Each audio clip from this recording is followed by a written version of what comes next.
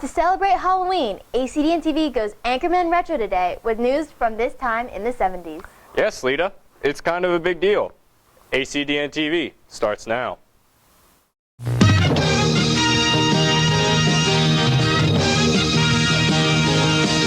by, 15 seconds to Eyewitness News. Here we go, 15 seconds.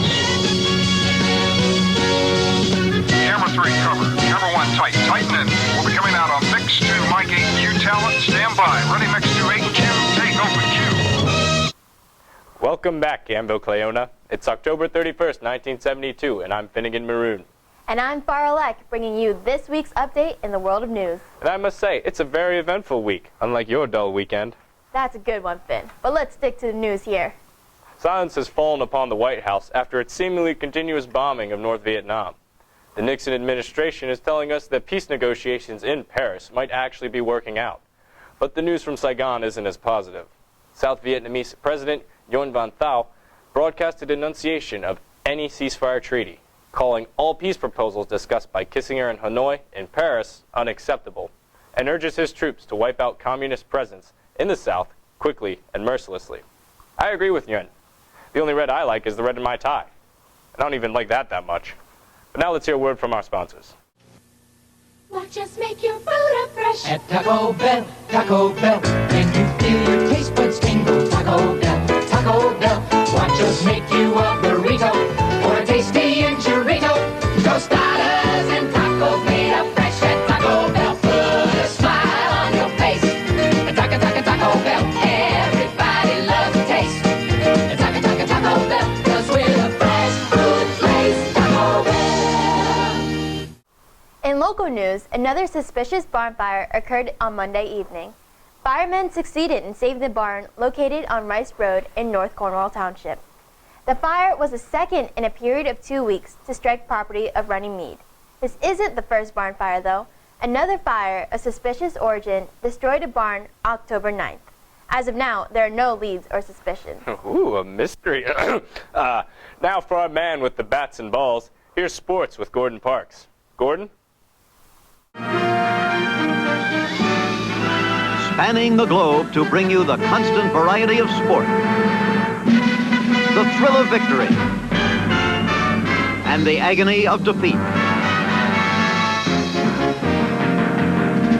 The human drama of athletic competition.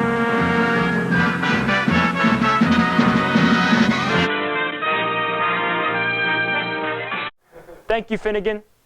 I love you. Last Friday, the football team clinched the section championship for the first time ever in school history. After tonight, there will be sure to be a palooza that is totally far out. And just when you think you couldn't get any more school pride, whammy! The boys cross-country team has officially become the state champions of the 5K. With this newly captured title, I personally invite you to celebrate the victory and rub it in the faces of our opposition. You make sure that they know that 1972 is the year of the Dutchman. And now, on to national news. The Miami Dolphins are off to a strong start, winning their 8th straight game last Sunday. They are definitely a team to watch for, and my personal pick to win this year's Super Bowl. Well, that concludes this week's sports. I'm Gordon Parks, and I'm falling out. Since today is Halloween, it only seems necessary to tell you what Fright Night films will be available at EC. Luckily for all of you, Key Drive-In is doing the Halloween 3 big hits in color, Friday through Sunday. That's right, Finn. On Friday, we have Woman and Bloody Terror. Ah, yes, with the vixen Georgina Darcy. Night of Bloody Horror. The horror masterpiece. And Frankenstein's Bloody Terror. No comment on that one. What? It's a genuinely frightening film. Now let's take it to our man with his head in the clouds, Benjamin Mahogany with weather. Benjamin? Wait, he's in the clouds?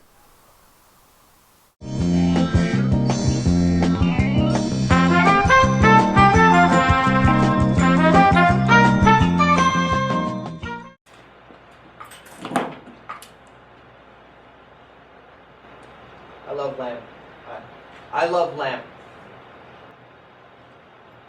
Looks like temperatures this week will be rising, much in the same way that bricks don't, as we transition from the upper 40s on Saturday to mid-60s towards the end of the week. National Honor Society field trip permission slips are due to Mrs. Phelps by the end of the day today. Don't forget to turn them in if you want to go on the trip.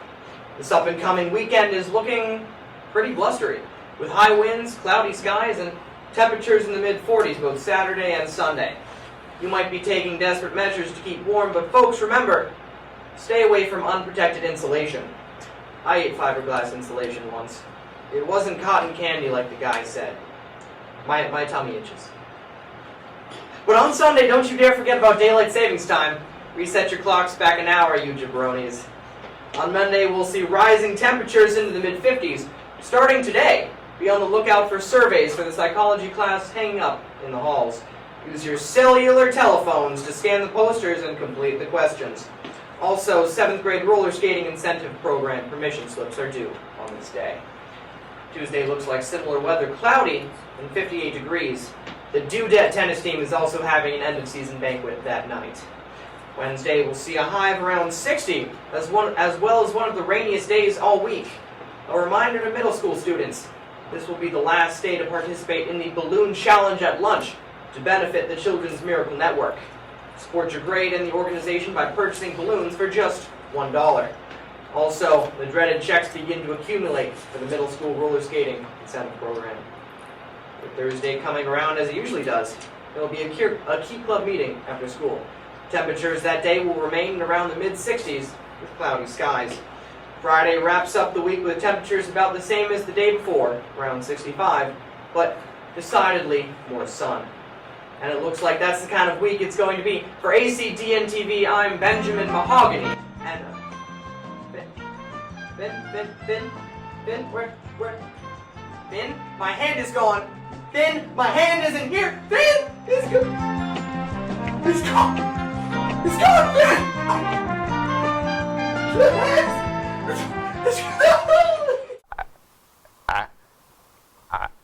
I'm not qualified to get. Someone help Mr. Mahogany on stage 3. Someone, tech department. Benson, I'm not qualified. Can someone help? Anyways, a tragedy struck the nation yesterday when a commuter rail crash left 45 dead and over 300 injured. Oh my. Yes. Our reports say Illinois Central Gulf Train 416 overshot the 27th Street station. With permission from the conductor, the engineer backed the train to its said platform. This was done, however, without proper flag permission, which led to train 720 crashing head-on with 416. We at ACDN TV reach our hearts out to those affected and hope for the best. Well, let's end on a high note. We are pleased to announce this year's winner of the 1972 title of Apple Queen, Miss Karen Baddorf, an Elko senior, was crowned Sunday afternoon at the 18th annual Mount Etna Lions Apple Festival. Each contestant baked an apple pastry, judged for appearance, tenderness, texture, and flavor. Also, judged were the contestants' appearance and attractiveness in street clothes, general intelligence, and personality. Congratulations, Ms. Baddorf. And now, another word from our sponsors. Where you going, Susie? To spend the night at Kathy's. Bet you're excited. A little scared, too, Milton. I've never slept away from home. That's only natural. I was nervous my first night here. Really? Sure. I didn't know if you'd like Kellogg's Pop-Tarts, but you did. Especially all that real fruit filling and delicious frosting. Milton, did you ever stay at a friend's house? Nope. Couldn't find an extension cord long enough. There's a lot of good inside Kellogg's Pop-Tarts toaster pastries. Yes, and on that happy note, we must conclude our broadcast. Absolutely. And to all those trick-or-treaters out there, be careful and safe. That's all for this week. For ACDN TV, I'm Farah Leck. And I'm Finnegan Maroon, and I'm off to get me an apple pastry. Ah! Who would put this here? Who would put this here? Ah! Ooh. Oh. Ow.